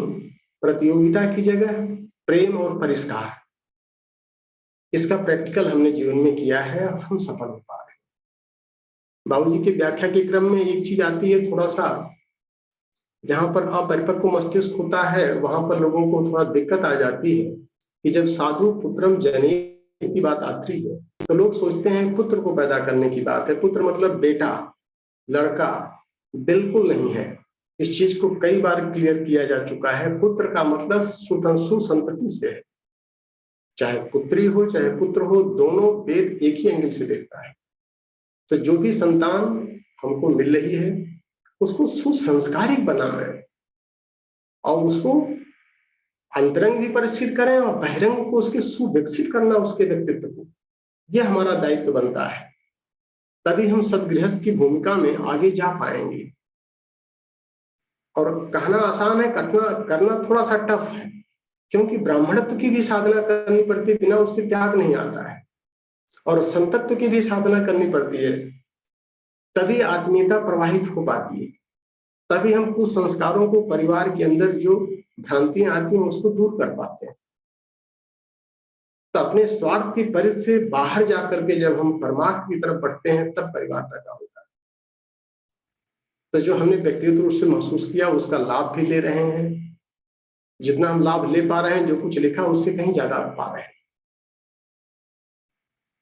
और अनुभव साझा हम चलेंगे, अब सीधे विषय वस्तु पर आ जाते हैं। तो आज अनुभव साझा करने के क्रम में हमारे कुछ वरिष्ठ साधक भी हैं, कुछ नए साधक भी हैं, तो अपना अनुभव साझा करेंगे। सीधे हम चलते हैं मुंबई में। कामता प्रसाद दुबे जी हमारे साथ हैं क्लास में, और ये पिछले 30 साल से हठ योग की साधना भी कर रहे हैं, और पंचकोश में शुरू से जुड़े हुए हैं। एक अच्छे रिसर्च स्कॉलर भी है पंचकोश के, और मानवाधिकार आयोग में सेवारत होने के साथ साथ आप कवि कुलगुरु विश्वविद्यालय से, जो इस समय नागपुर में है, योग शास्त्र में पोस्ट ग्रेजुएशन भी कर रहे हैं। तो दुबे जी, आप बताएं कि क्या क्या आपको इस पंचकोश से मिला कि जो आपकी लाइफ को सेव देने में सहयोगी बन पा रहा है, और क्या बाधाएं आ रही हैं, प्लीज। जी भैया, ओम नमन। जैसा कि आपने परिचय दे दिया है, तो उस बारे में मैं ज्यादा नहीं बोलूँगा। और जहाँ तक मेरा अनुभव साझीकरण है, वहाँ पे इतना कहना चाहूँगा कि हमारा जो जीवन है, वो मनुष्य जीवन बड़े दुर्लभ, और देवताओं को भी दुर्लभ है ऐसा जीवन मिला है। उसे हम कैसे सुसंस्कृत करके अपने पुरुषार्थ को साध सकें, इस उद्देश्य को लेकर के हमने साधना किया है। और जैसे कि हठ योग में बहुत सारी अड़चनें आती हैं, यदि गुरु का सानिध्य प्राप्त नहीं हुआ तो जोखिम भी उत्पन्न होता है। और जैसा कि मुझे तो शुरू से ही ऐसा अनुभव हो रहा था कि हठ योग की विद्या के लिए कोई बहुत बड़े पहुंचे हुए गुरु की आवश्यकता है, किंतु ऐसा गुरु हठ योग में मुझे मिल नहीं पाया। इस वजह से मेरे जो 10-20-30 वर्ष जो मैंने हठ योग में निकाला वो सिर्फ छोटी मोटी पुस्तकों को पढ़ करके और यहाँ वहाँ छोटे मोटे संस्थाओं में जा करके सीखा, बट उसमें मुझे कोई उपलब्धि विशेष करके नहीं मालूम पड़ी। और इस विषय में मुझे काफी जिज्ञासा रही कि कोई ऐसे गुरु का सानिध्य प्राप्त हो जिसे इस विषय में, साधना के विषय में मुझे जो चाहिए आत्मोन्नति, उस मार्ग को प्रशस्त कर सके। तो ऐसे ही जब व्यक्ति किसी चीज को ढूंढने में लग जाता है तो ईश्वर भी उसकी मदद करता है। तो उसी प्रकार ईश्वर ने मुझे मदद किया और बाबूजी को मुझे गुरु रूप में प्राप्त कराया फेसबुक के माध्यम से, और उनके बहुत सारे वीडियोज और उनसे वार्तालाप करके मुझे काफी संतुष्टि मिली। और सूक्ष्म रूप से बाबूजी हमारे पास हमेशा ही सदैव बने रहते हैं, और उनकी जो प्रेरणा से लेकर के हमने जो पंचकोश साधना शुरू किया तो उसमें एक कोशों की शुद्धिकरण करके आज आनंदमय कोश तक की यात्रा 5-6 वर्षों में पूर्ण किया है। और इसमें जो कुछ आत्मानुभूति हुई है उससे सिर्फ मतलब जो इस विषय पर विशेष जानकार है वही समझ पाएंगे। और जहाँ तक है, मैं अभी कवि कुल गुरु कालिदास संस्कृत महाविद्यालय नागपुर से एमए कर रहा हूँ, जो मेरा अभी लास्ट सेमिस्टर है, और 3 सेमिस्टर मेरे पूर्ण हो चुके हैं। अच्छे नंबरों से मैंने उत्तीर्ण किया है। अब ये लास्ट सेमिस्टर में मैंने पंचकोश और हठ योग जो रिसर्च का मेथोडोलॉजी है उसमें मैंने ये सब्जेक्ट चुना है, क्योंकि ये शुरू से ही मुझे हठ योग और पंचकोश के साधना में कौन सी साधना सर्व सामान्य साधक को ज्यादा सुलभ हो सकेगी, इस विषय में मैंने एक रिसर्च शोध प्रबंध करने का निर्णय लिया है। उसमें मुझे पंचकोश साधना सबसे सुलभ लगी। इसमें समय तो जाता है, किंतु अगर यदि आप सलगता बनाए रखेंगे तो निश्चित है कि आपको पंचकोश की शुद्धिकरण के बाद जो आपको आनंद मिलेगा, जो आपको आत्मानुभूति मिलेगी, वो बहुत ही आपको जीवन भर आनंददायी रखेगी। और इस विषय में जो मेरा अनुभव है वो मैं इस मेथोडोलॉजी में प्रस्तुत करूंगा, और हो सकेगा तो बाद में मैं आप लोगों के समक्ष उसको प्रस्तुत भी करने का प्रयास करूंगा। तो बस इतना ही। और धन्यवाद भैया कामता प्रसाद दुबे जी। और बहुत अच्छा लगा। देखा ऐसा है कि हम लोग जब भी ग्रुप में जुड़ते हैं तो सबका अपना एक बैकग्राउंड होता है। नेचुरली हर व्यक्ति जो है अपने लाइफ में रिफाइनमेंट करता ही रहता है, विभिन्न संगठनों से जुड़ करके, विभिन्न संस्थाओं से जुड़ करके, विभिन्न पद्धतियों से जुड़ करके। लेकिन हमने ये महसूस किया कि इन सब भटकाओं में भी हम भी लगभग पिछले 48-49 साल तक घूमते रहे। लेकिन जब पंचकोश से जुड़े हैं तो ये समग्र साधना है। इसमें जुड़ने के बाद अगर हम अपना फोकस इस पंचकोश पर दें और परम पूज्य गुरुदेव के अनुशासन में अपने आप को अनुशासित कर लें तो किसी और साधना की फिर आवश्यकता रह ही नहीं जाती है। जो व्यक्तिगत मेरा अपनी सोच है। लेकिन चूंकि वरिष्ठ साधक जो हैं उनसे उम्मीद की जाती है कि अपना व्यक्तिगत परिष्कार करने के बाद समाज को कितने अंशों में वो ऊपर उठाने में अपने आप को झोंक पाए हैं, उसका आउटकम हम सबको जरूर देना चाहिए। अब इसके बाद हम सीधे चलते हैं। अमित कुंदन जी हैं जो पिछले ये भी लगभग हम समझ रहे हैं कि 20 सालों से गायत्री परिवार से जुड़े हुए हैं और गायत्री के युवा सैनिक के रूप में अपने को प्रेजेंट भी करना चाहते हैं। और इसके साथ साथ ये इस समय बीएचईएल में Bharat heavy electrical limited Hyderabad में सीनियर लेवल के इंजीनियर भी हैं और मेटाफिजिक्स में इनका इंटरेस्ट है। तो हम यही चाहेंगे कि थोड़ा सा अमित कुंदन भैया आप कितने दिन से पंचकोश में जुड़े हैं और पंचकोश में अगर आपका फुल डेडिकेशन रहेगा तो तो फिर और किसी साधना की आवश्यकता नहीं पड़ेगी और आपके करियर को शेप देने में बहुत सहयोगी बन पाएगा। तो क्या कुछ लाभ आप ले पाए और कहाँ पर अनियमितता आ पा रही है उसको भी अगर आप बताएंगे तो जरूर हम सब आपकी मदद करेंगे। अमित कुंदन जी, हैदराबाद से। जी भैया, प्रणाम सभी लोगों को। प्रणाम। एक्चुअली ऐसे तो गुरुदेव के साहित्यों से जुड़े हुए हैं, अखंड ज्योति और सारी चीज का स्वाध्याय होती रही है, लेकिन खास करके पंचकोशीय कंटेंट के साथ एक प्रैक्टिकल, जब वीडियो फर्स्ट टाइम मैंने शांति कुंज जो यूट्यूब है उसके थ्रू बाबूजी का देखा था, तो कमाल का लगा कि मतलब इतने सिस्टमेटिक और एक चीज एक करने से ऐसे होता है, बट उस बीच में जो प्रोसेस है कि कैसे होता है, क्यों होता है, वो जानना मतलब आदमी को और क्लैरिटी के साथ आगे बढ़ने के लिए प्रेरित करता है। वो चीज था। इसी दरम्यान मतलब लास्ट ईयर ही यूट्यूब के थ्रू ही आपका वीडियो मिला, फिर पता चला कि इसका एक सिस्टमेटिक सिलेबस है और 5 इयर्स का कोर्सेज है, तो और भी कमाल का लगा कि गजब। तो फिर मैंने ज्वाइन किया और ऑल्दो इसमें रेगुलर स्टूडेंट में नहीं रहा हूँ, स्टिल फर्स्ट सेमेस्टर का स्टूडेंट ही मतलब फील हो रहा है, बिकॉज जो भी अपने सिलेबस है और जो भी नियमित पाठ्यक्रम किया हुआ है और उसको क्योंकि नियमित रूप से मैं पूरा नहीं किया हूँ, लेकिन एक चीज क्लियर है, कहीं कोई मेरे को संदेह या डाउट नहीं है कि इस सेमेस्टर जैसे जैसे क्लियर होगा वैसे वैसे मेंटल जो प्लेन लेवल है वो ऑटोमेटिक बढ़ते चला जाएगा।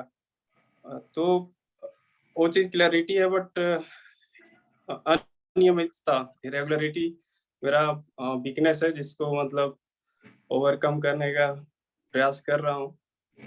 तो आप लोग का सहयोग और एक क्लासेज मतलब उसमें हेल्प कर रहा है।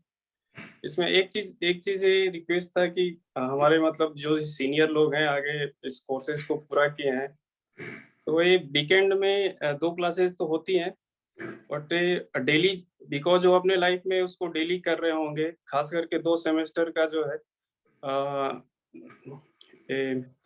प्राण कोश और अन्नमय कोश और प्राण कोश, खास करके 2 सेमेस्टर पार करने में काफी मदद साबित होगा यदि आपका गाइडेंस हर दिन मतलब हाफ एन आवर 1 आवर के लिए इसी माध्यम से मिले, तो एक वो आदमी को रेगुलर होने के लिए और फिर मतलब नियमित होने के लिए प्रेरित करता है कि नहीं भैया का क्लासेज है तो अटेंड करना ही है, अपना जो होमवर्क है पूरा करना है। तो कहीं ना कहीं मतलब साबित मतलब बेनिफिट हो सकता है। थैंक यू अमित भैया, थैंक यू, बहुत अच्छा लगा। और हम थोड़ा सा आपको इस पीरियड में, इस मैटर में हल्का सा अपना एक्सपीरियंस जरूर शेयर करेंगे कि परम पूज्य गुरुदेव ने जो पहला अनुशासन दिया है, क्योंकि उन्होंने उनके अनुशासन में काम करना है, तो जो दूसरा सूत्र, चूंकि आप 20 साल से गायत्री परिवार से जुड़े हुए हैं, तो जो दूसरा सत्संकल्प का सूत्र है उनका पहला अनुशासन है कि इस शरीर को भगवान का मंदिर मानेंगे और आत्म संयम और नियमितता के द्वारा आरोग्य की रक्षा करेंगे। तो आरोग्य में शारीरिक, मानसिक, आत्मिक सारे आ जाते हैं, सब समाहित हो जाते हैं अगर पहले अनुशासन को हम लोग मान ले। और प्रैक्टिकली हमने क्या किया है पंचकोश में, पहला जैसे आपने सैटरडे संडे का अगर 2 दिन क्लास रखा जाता है, तो 12 मास ये प्रयास किया है कि 5 बजे तक अपने सारे कामों को निपटाते हुए, जो दाढ़ी बनाने का काम है ये भी निपटना चाहिए, और 5 बजे बैठ जाते हैं। 1 घंटे स्वाध्याय करने के बाद नहाना धोना, लैट्रिन बाथरूम जो कुछ भी है सब कुछ निपट जाता है। 5 बजे टाइट। और अगर ये अनुशासन हम 7 दिन नहीं पालन करेंगे, तो परम पूज्य गुरुदेव के साथ में अगर दीक्षा उनके अनुशासन में लिया है हमने गायत्री मंत्र से, तो हम प्रज्ञा अपराधी बनेंगे। हम बड़े साधकों को भी देखा है कि पता चला कि वो 6 बजे तक अपना विश्राम कर रहे हैं और 5 बजे बेल टाइट करने के लिए 3 बजे उठना ही पड़ेगा। तो 2 दिन की कक्षा एक सैंपल के रूप में तब चलाई जाती है ताकि हम प्रैक्टिकल 7 दिन कर सकें। 7 दिन का शेड्यूल हमका अपना फाइनल करना पड़ेगा। और इसीलिए जो ये 10 सेमेस्टर का कोर्स बनाया गया है, सिस्टमेटिक बनाया गया है, स्टेप बाय स्टेप। पहले सेमेस्टर में क्या करना है, दूसरे में क्या करना है, तीसरे में क्या करना है, प्रायोरिटी हम किसको देते हैं। अगर हमने पंचकोश को प्रायोरिटी दिया है तो नेचुरली ये वाइब्रेशन लाएगा आपके लाइफ में। आज हम इस चीज को महसूस कर रहे हैं। हमारा इंजीनियरिंग कोर सब्जेक्ट है और कोर सब्जेक्ट को हम इंटरनेशनल फोरम पर भी पढ़ा रहे हैं, उसके साथ में एडमिनिस्ट्रेशन भी पढ़ा रहे हैं, मैनेजमेंट भी पढ़ा रहे हैं, विजिलेंस भी पढ़ाते हैं और पूरे पैन इंडिया के सारे सीनियर लोगों की कंफ्यूजन को भी दूर करते हैं। इतनी बड़ी रिस्पॉन्सिबिलिटी अगर ये पंचकोश हमको नहीं मिलता तो शायद लाइफ में वो चेंज नहीं आ पाता जो आज आया है। तो नियमितता 2 दिन क्लास 2 दिन आगे भी चलती रहेंगी, लेकिन साधक को 7 दिन करना है, सिर्फ 2 दिन नहीं। अब पता चला 5 बजे सो के उठेंगे तो साधना क्या करेंगे फिर। तो हम सीधे चलते हैं आगे। और हमारी सारी शुभकामनाएं हैं कि आप जिस भी प्रोफेशन में हैं, इंजीनियरिंग के, मैनेजमेंट के टॉप पर पोस्ट पर आप पदासीन हों और अपनी जिम्मेदारियों को राष्ट्र के प्रति, व्यक्तिगत और अपने परिवार के प्रति इसी तरह से निर्वाह करते रहें और साधना का लाभ आपको मिलता रहेगा। Thank you. अब सीधे हम चलते हैं एमपी धार में ये मधुर राठौर जी हैं, ये भी जीवनदानी हैं और गायत्री परिवार से बहुत पहले से जुड़े हैं। तो मधुर राठौर जी को थोड़ा सा खोला जाए, ये पंचकोश से कैसे प्रभावित हुए हैं और इसको बताएं कि पंचकोश में क्या कुछ आप लाभ ले पा रहे हैं। मधुर राठौर जी अपनी वीडियो आप ऑन कर लीजिएगा, आप वीडियो अपनी ऑन कर लीजिए।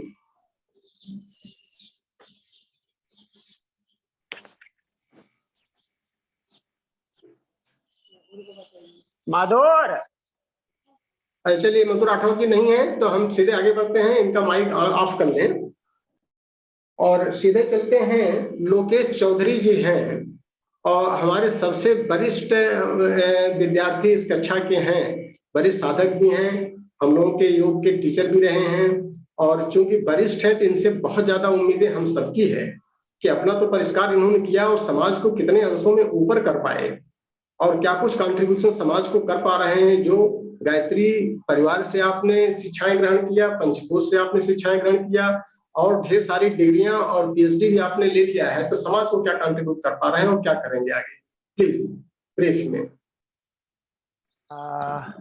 नमस्कार सभी को।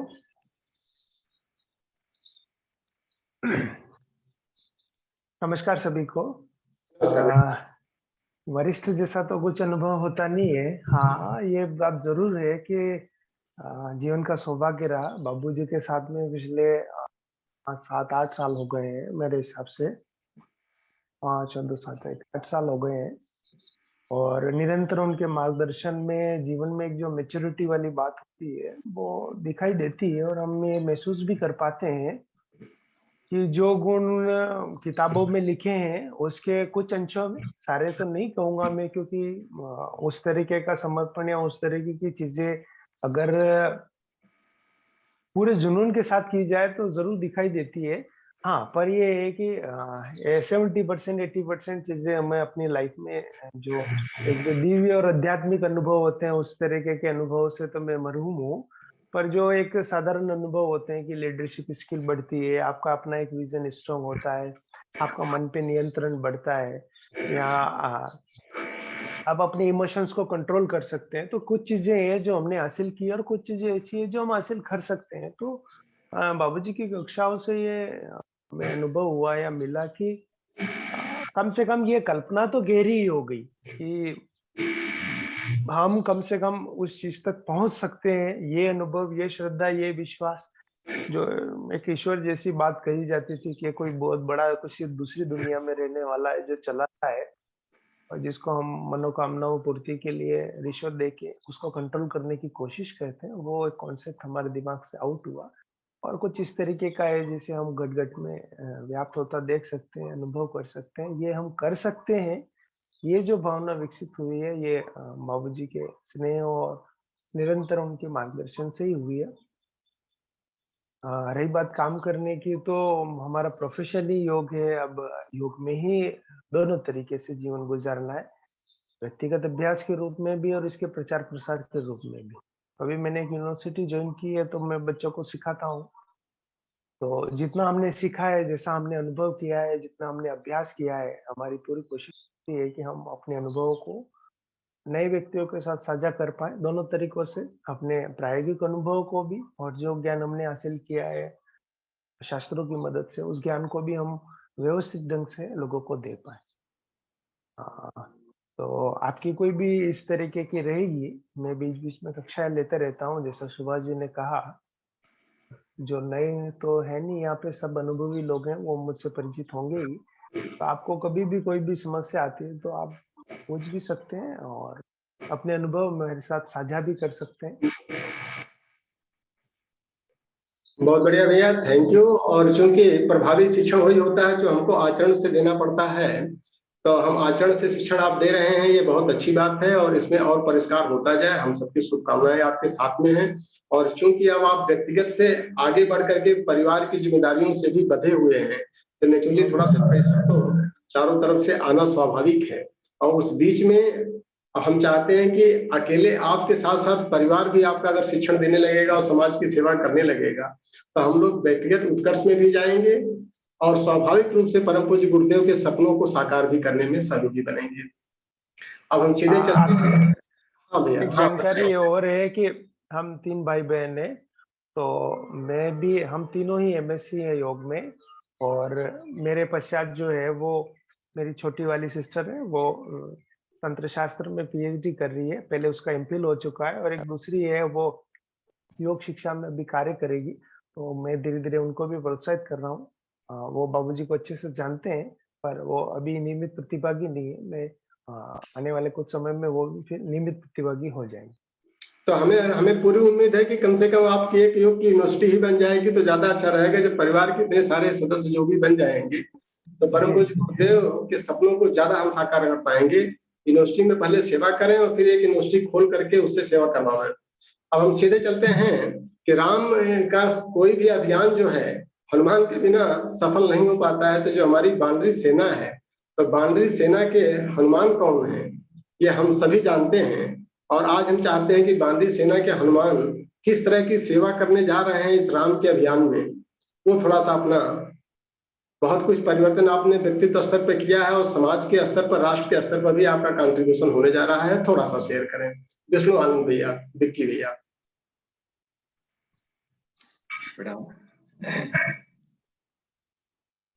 समाज के स्तर पर भैया मेरी आवाज स्पष्ट है? बहुत बढ़िया आ रही है, बहुत बढ़िया आ रही है, बुलंद है। सामाजिक स्तर पर जब सेवानिवृत्त होने के बाद मैं फील्ड में उतरा, तो काफी कुछ अनुभव मिले, और कुछ समयों में जो टर्निंग पॉइंट्स है उस पर मैं प्रकाश डालने की कोशिश करूंगा। कि जब मैं समाज में उतरा, तो एक चीज मैंने देखा, मैं कभी भी अवांछनीयता का सहयोग नहीं कर पाया।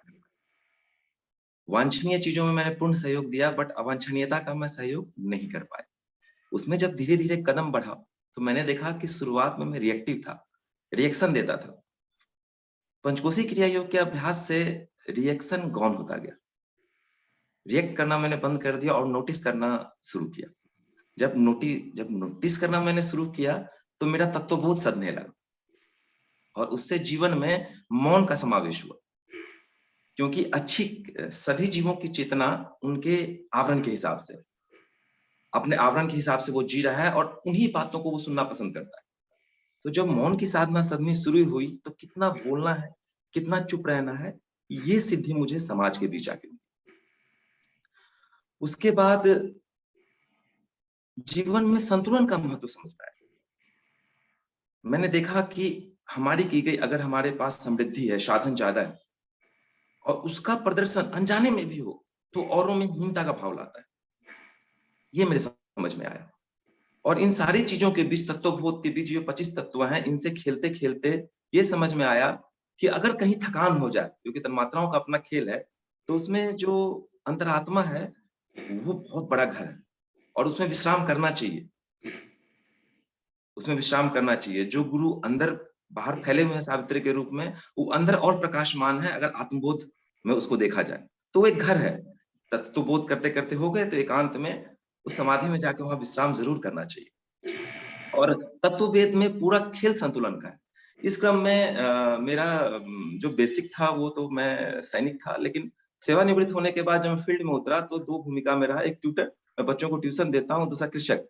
मेरी पैतृक भूमि है, उसमें मैं खेती भी करता हूँ, तो उसमें मेरा लोगों से मिलना-जुलना हुआ। बच्चों को मैं ऑल सब्जेक्ट्स पढ़ाते-पढ़ाते धीरे-धीरे उसमें अध्यात्म के सूत्रों को उनके अंदर भरने के लिए प्रयासरत हूँ, और वो दिखता भी है कहीं-कहीं। और कृषक वर्ग में मैंने देखा तो हर एक काम में, चाहे वो फावड़ा चलाया जा रहा हो, तो मेरे खेतों में जब लोग काम करते हैं या मैं उन लोगों से मिलता हूँ, फील्ड में मैं जाकर सभी कृषक लोगों से मिलता हूँ, वो कैसे कर रहे हैं, उनसे मैं ज्ञान लेता हूँ कि हर एक सब्जी में, फसल में उनकी मास्टरी कैसी है। और उनसे मैं ध्यान के रूप में, अगर कोई लकड़हारा लकड़ी काट रहा है तो कितने कंसंट्रेशन से वो किस एंगल पे कुल्हाड़ी उठा रहा है, कैसे मार रहा है, एक जगह कटने से क्या लाभ होगा। कोई अगर दाह चला रहा है, अगर भट्टी वाला वो मार रहा है तो उसमें भी काकृता की कितनी जरूरत है। इस तरह से कुछ मैं उनके जीवन में उनसे भी सीखता हूँ, और कुछ मतलब जो है प्रेरणाओं का प्रसार करने की भी कोशिश करता हूँ। इन सब क्रम में मैंने पाया आत्मीयता का बहुत प्रसार हुआ, जनसाधारण से बहुत मदद भी मिलती है। और क्या कहते हैं, लेकिन कुछ तत्व ऐसे भी होते हैं जिनके स्वार्थ में अगर बाधा हो तो उनके मुँह काँटा भी बना जाता है। तो अपने अंदर इतना प्राण भी होना चाहिए, अपने अंदर इतना साक्षी भाव भी होना चाहिए कि उन काँटों को सहा जा सके। और दूसरा, जो आत्मीयता बढ़ रही है उसको अनासक्त भाव से, क्योंकि कहीं-कहीं हमने इतना तक भी पाया कि जहाँ पे मनोभूमि उस रूप नहीं थी, वहाँ से कोई कुछ रिटर्न नहीं आया। तो समाज में उतरने से ये फायदा हुआ कि अब रिटर्निंग की आशा नहीं थी। अनासक्त प्रेम निस्वार्थ भाव को बड़ा साधने में मदद मिला। और इसी क्रम में इस क्रम में मैंने और एक चीज़ देखा कि संतुलन बहुत ज़रूरी है। चाहे वो वैखरी वाणी का हो या मध्यमा वाणी का हो, अपने आचरण में। उसके बाद अगर कोई किसी भी चीज़ के प्रदर्शन से ज़रूर बचना चाहिए। और इस क्रम में हमने ये भी पाया कि खुद से जाके बताने से अच्छा है कि जब लोग हमारे आचरण में देख के आके हमसे पूछे, वो शिक्षण ज़्यादा प्रभावी रहा। कुछ इसी स्तर पे मैं अभी काम कर पा रहा हूँ, लेकिन ये पाता हूँ कि किसी भी स्तर पे मैं अवांछनीयता का सहयोग नहीं कर पाता। और इसमें कहीं मेरे अंदर एकला चलो की भी, और उन सभी लोगों का मैं थैंकफुल हूँ, शुक्रगुजार हूँ, जिन्होंने मुझे एकला चलना सिखाया। तो समाज में उतरने के बाद हर एक तत्व मेरे गुरु बन गए, और आत्मबोध में आत्मगुरु हैं ही, उनके साथ चल रहे हैं। चरैवेति वेति मूल मंत्र है अपनी।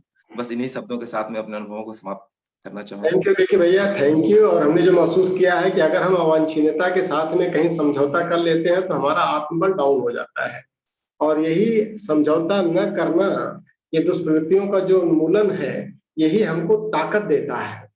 तभी हम सत्प्रवृत्तियों का संवर्धन कर पाएंगे। नवनिर्माण बिना अवांछनीयता के साथ अगर समझौता कर लिए तो नवनिर्माण की शक्ति नहीं आ पाएगी। और मानसिक संतुलन जो है, ये तो प्रखर प्रज्ञा का प्राण है। प्रखर प्रज्ञा, अगर प्रज्ञा को प्रखर करना है अपने, तो इसका मूल आधार जो है मानसिक संतुलन है, जो दोनों आपने लिया है। और समाज की भी सेवा आप कर रहे हैं, व्यक्तिगत परिष्कार आपका लगातार चल रहा है, इससे हम सब प्रेरित होते हैं। और आप आगे इसी तरह से बढ़ते रहें और राष्ट्र के निर्माण की भूमिका में अपनी आहुति डालते रहें, और हम सब प्रेरित होते रहेंगे। हम सब आपके पीछे पीछे चलते रहेंगे। अब सीधे चलते हैं प्रज्ञा कुंज में। आशा दीदी बैठी हुई हैं, काफी टाइम से जुड़ी हैं, गृहिणी हैं, और बहुत ही तर्क की प्रधानता भी इनके अंदर है, खुल करके सवाल करती हैं कक्षा में। तो क्या कुछ आप लाभ ले पा रही हैं? आशा दीदी पटना से हैं, आप बताएं, पंचकोश से क्या आपको हेल्प मिला? सीधे आप आ जाए पॉइंट पर।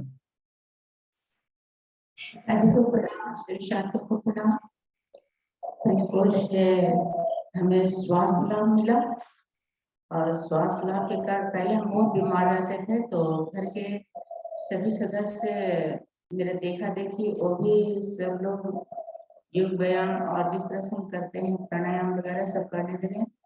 और प्राणमय कोश में भी मेरा विकास हुआ है। पहले कोई भी काम में डरते थे, रो करके आंसू बहा करके घर में रह जाते थे, लेकिन अब लोग को उसके बारे में समझा करके और आगे कोई काम हम कर लेते हैं।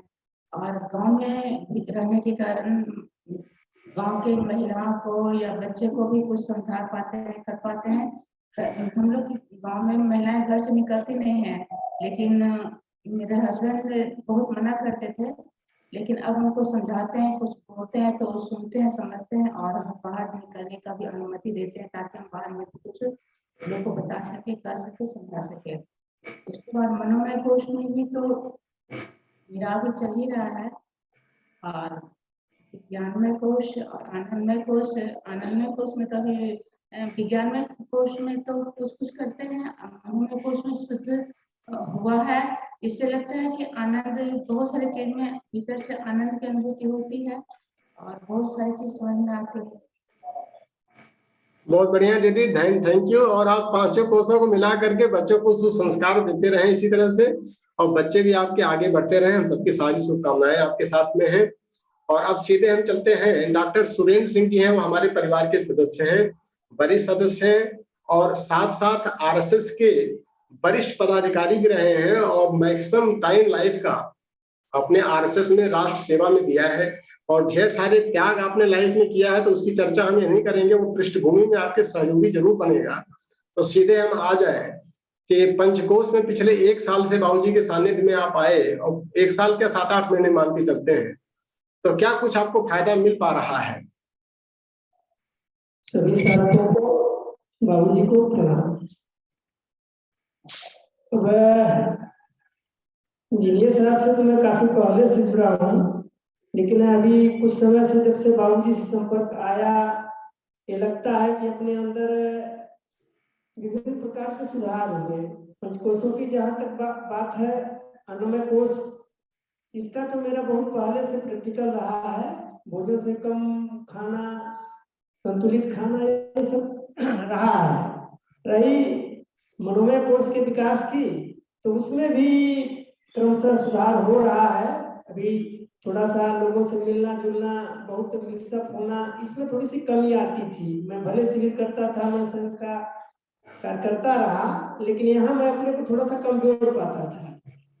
लेकिन यहाँ सबके साथ रह करके बड़ा अच्छा लग रहा है। उसे शिविरों में रहा हूँ, लेकिन अच्छा अनुभव आ रहा है। मैं हमेशा अपने लोगों से सीखने का प्रयास करता हूँ। विज्ञानमय कोश की जहाँ तक बात है, अभी वहां तक पहुंचने में यात्रा थोड़ी अधूरी है। समय तो हमारा ज्यादा बीत गया है, लेकिन लगता है आप सबके संपर्क से ये सब अच्छा निकट भविष्य में ही हो जाएगा।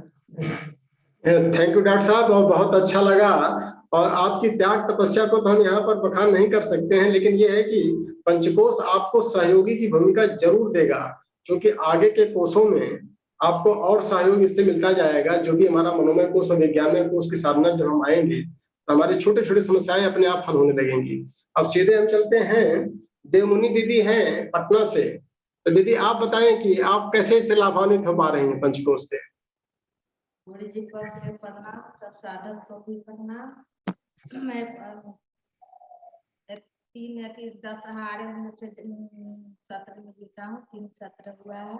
अभी मैं बहुत नया हूँ, बाकी बहुत मेरा शरीर में सुधार हुआ है, ज्ञान बढ़ा है।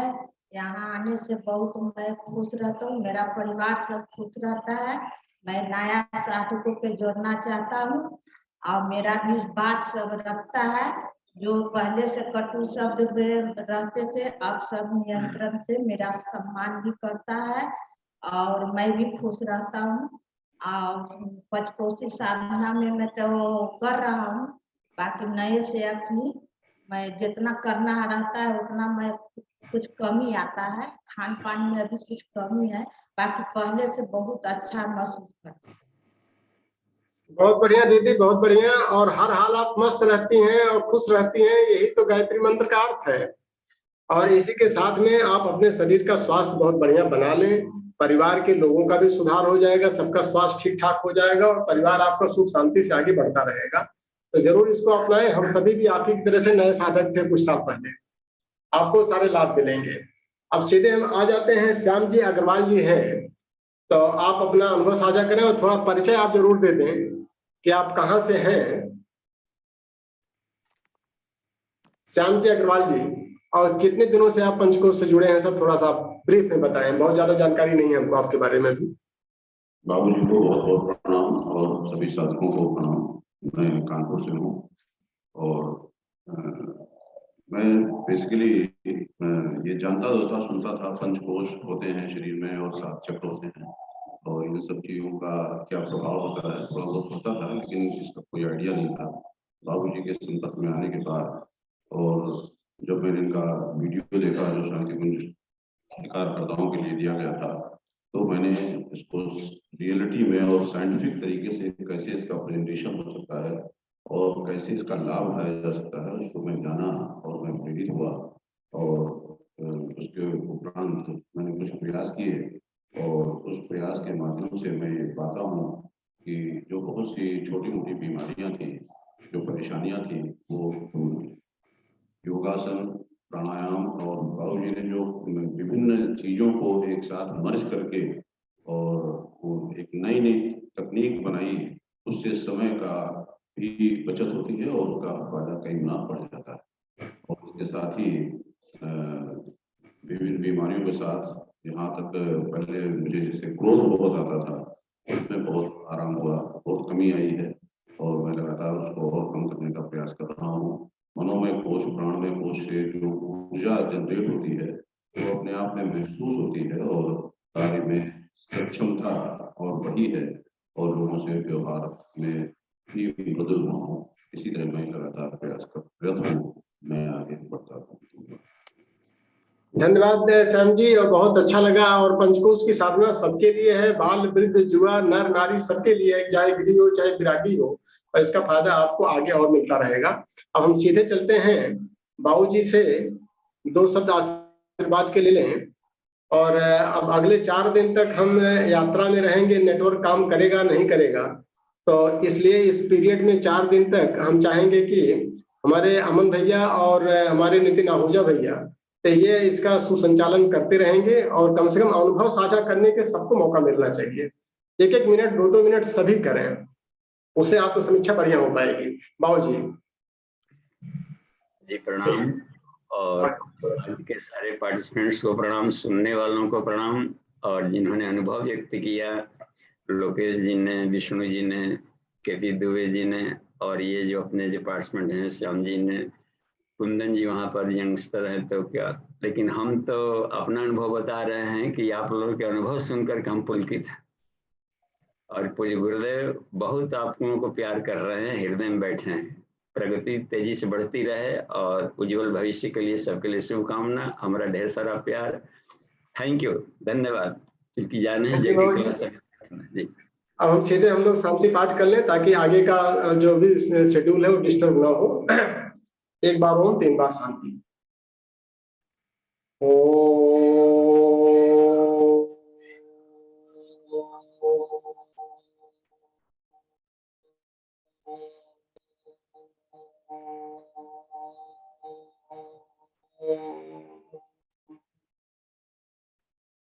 शांति शांति